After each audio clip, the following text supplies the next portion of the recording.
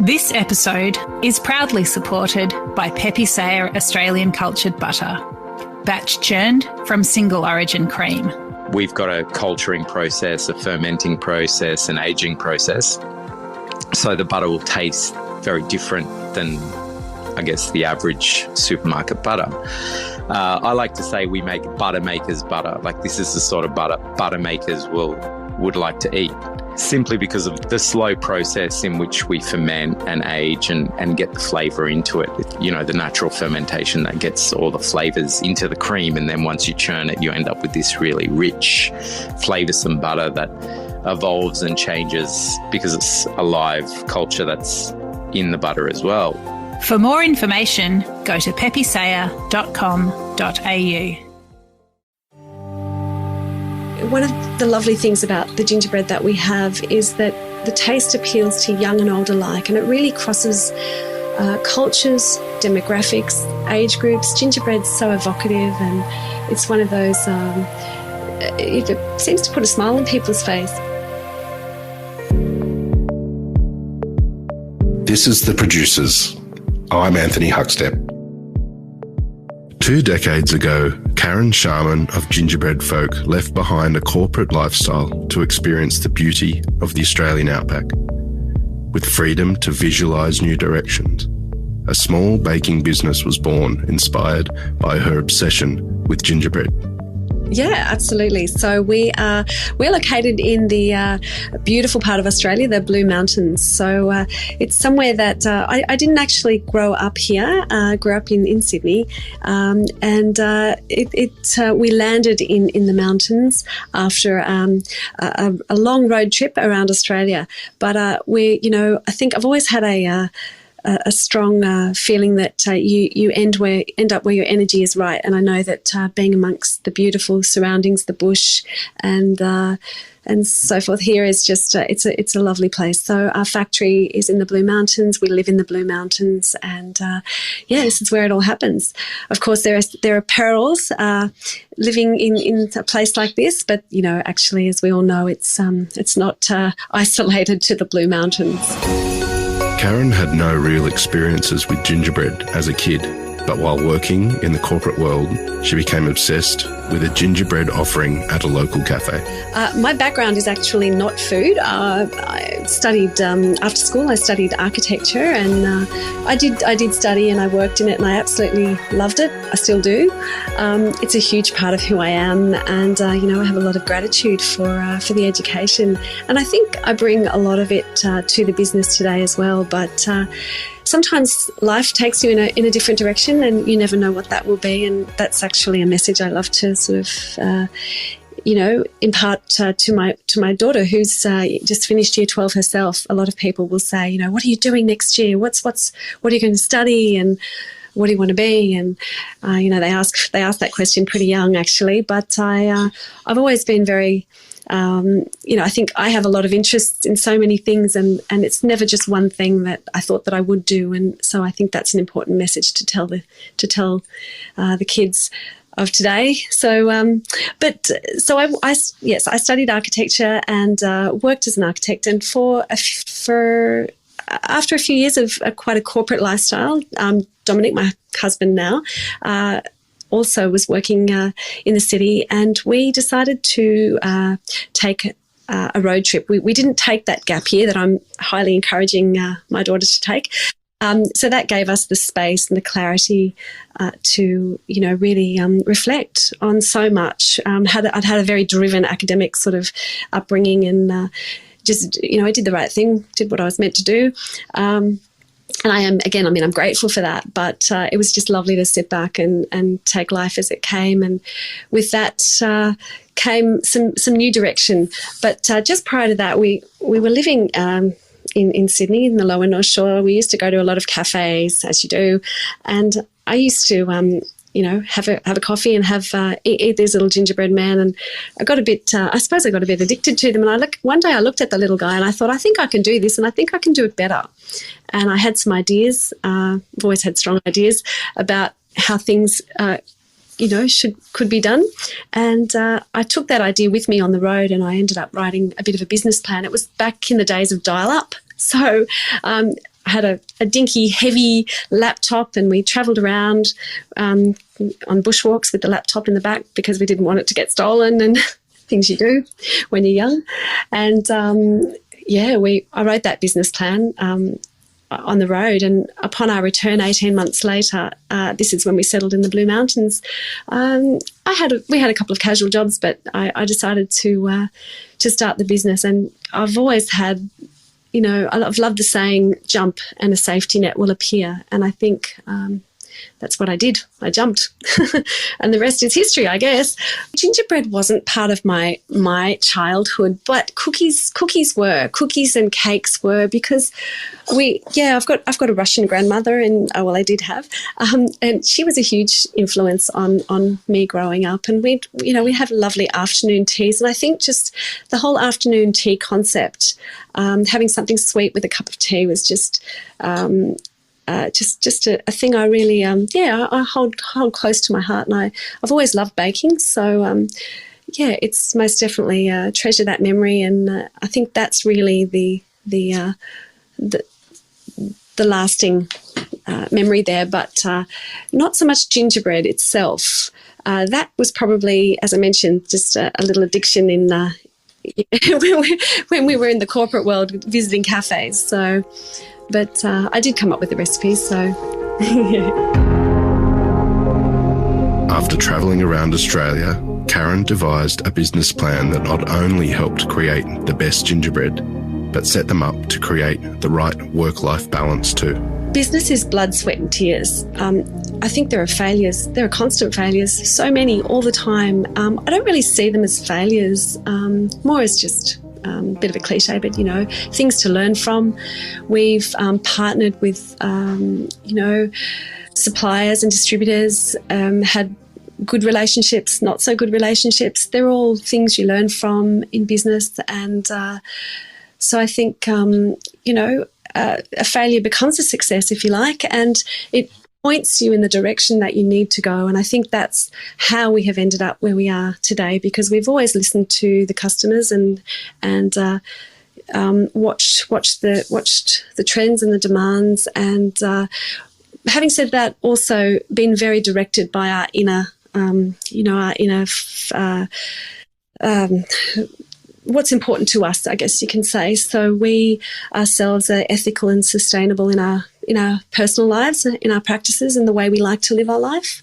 We are vegan. We haven't always been, but I come at that from an ethical angle, Dom from an environmental angle, and I think it's just so important to instill those values in business. So it allows us to sleep at night, which is wonderful. We can put our head on the pillow knowing that we're putting we're supporting industries that we believe in. I'm sure the concept of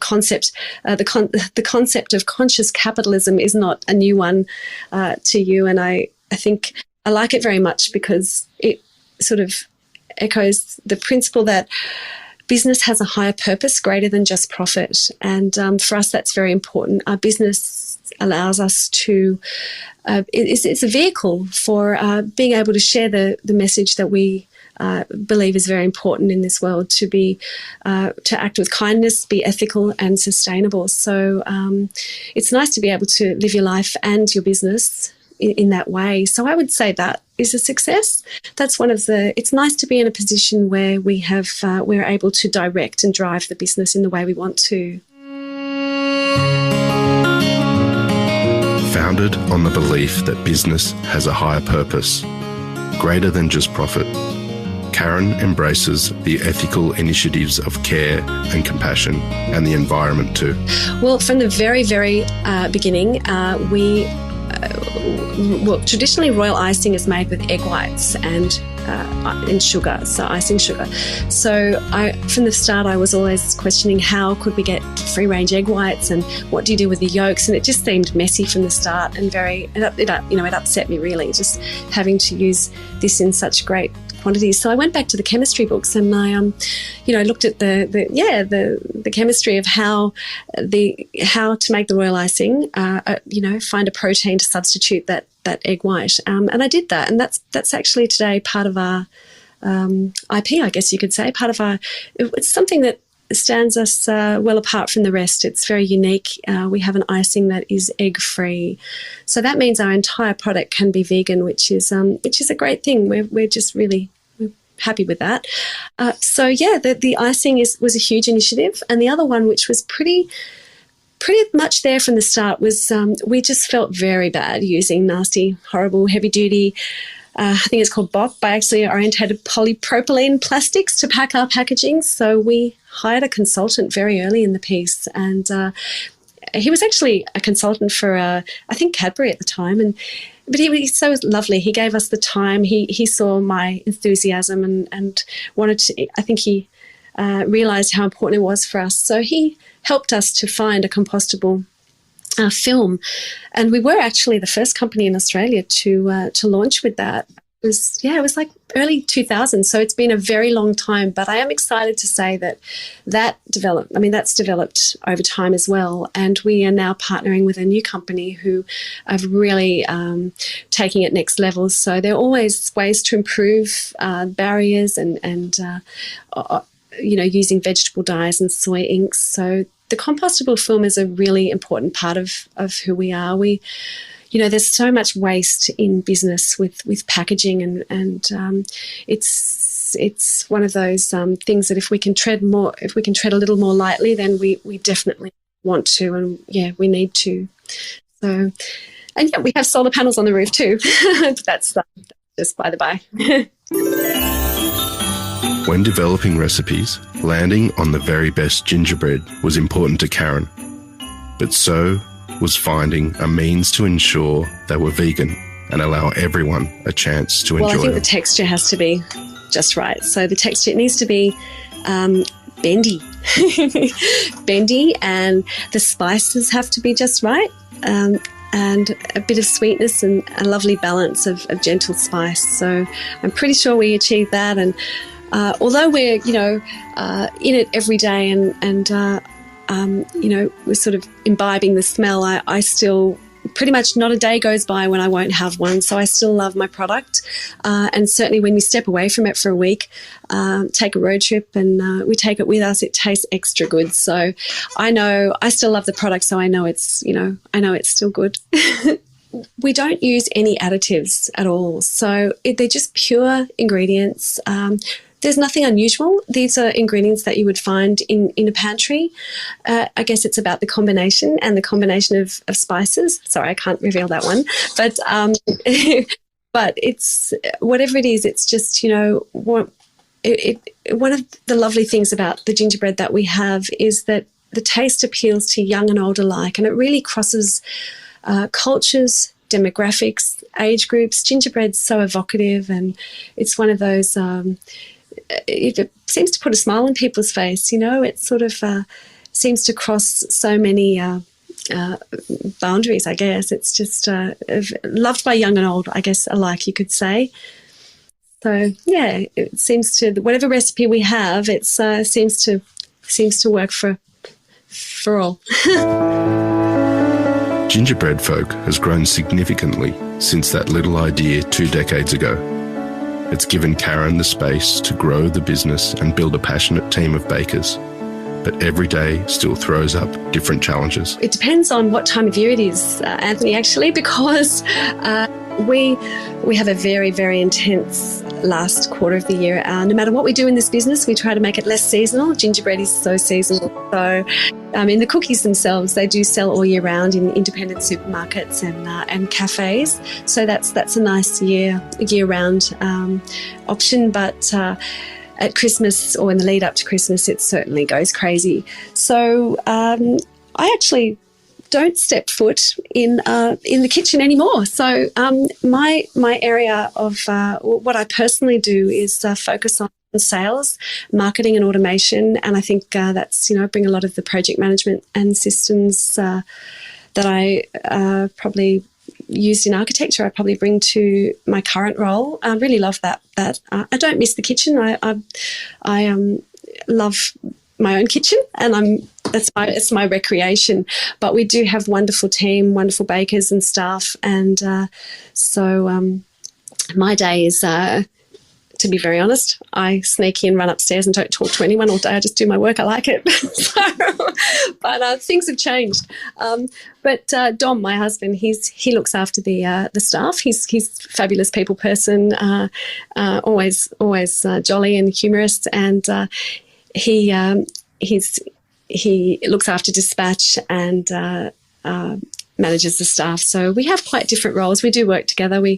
There's pretty much nothing that happens in the business that we don't check in on, but we don't we don't have the same role at all. So our days are quite different. Yeah. Gingerbread houses are popular at Christmas, and Karen has developed a range of easy-to-build kits to deliver a unique bonding experience and put the emphasis on eating too.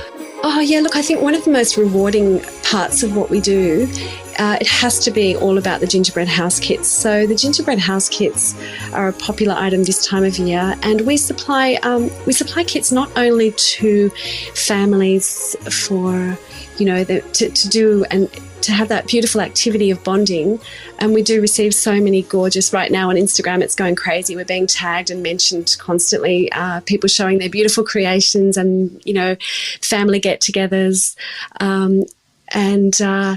Obviously, I was just thinking as I was saying that things really changed the last 2 years with COVID, and it sort of pivoted from running group events to doing a lot more at home, and that was beautiful too. But then suddenly things opened up, and in November or October, and so we supply for events, and big groups of people get together in halls, and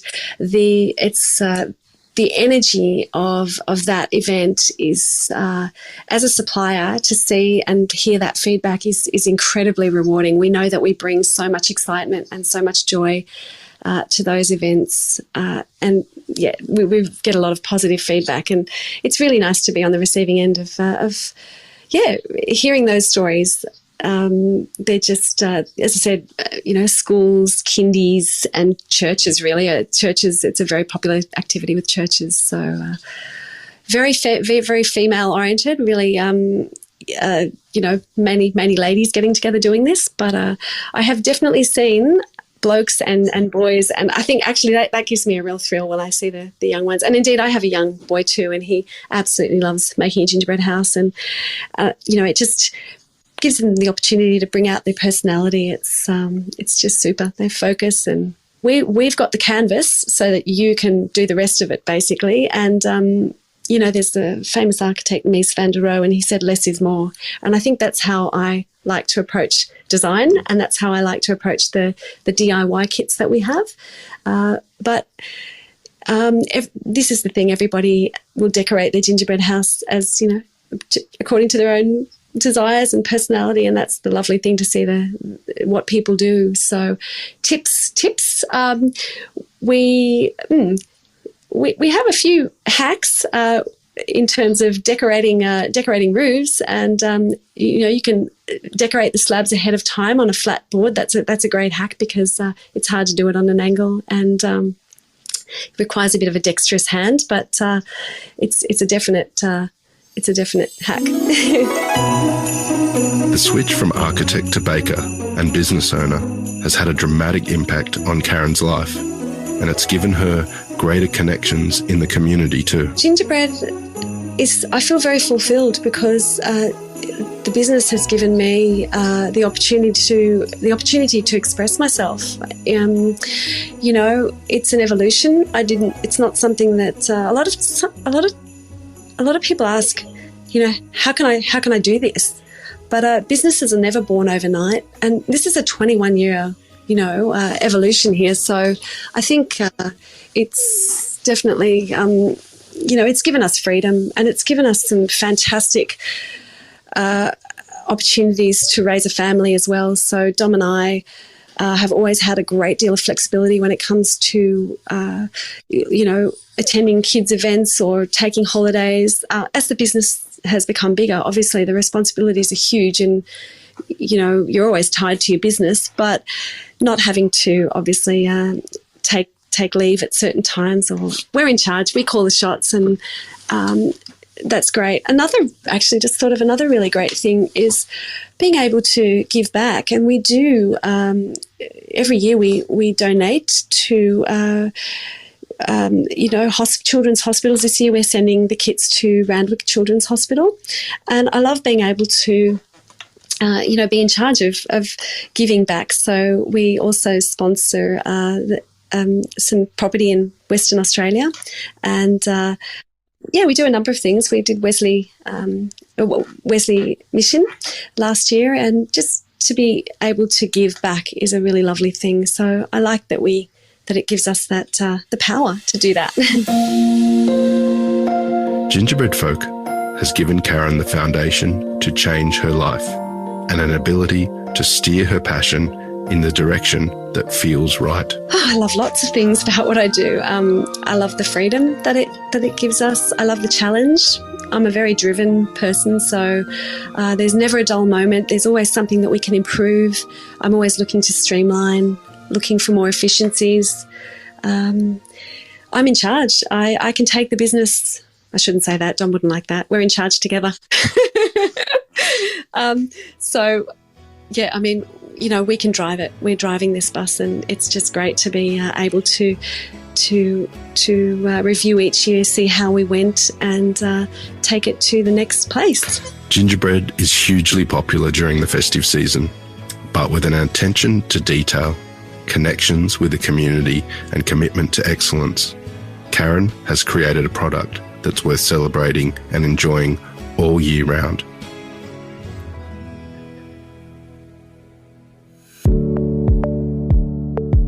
This is The Producers, a Deep in the Weeds production. I'm Anthony Huckstep. Stay tuned as we share the stories of producers, farmers, makers and growers, the true lifeblood of the food industry. Follow us on Instagram at Producers Podcast, or email us at producerspodcast@deepintheweeds.com.au.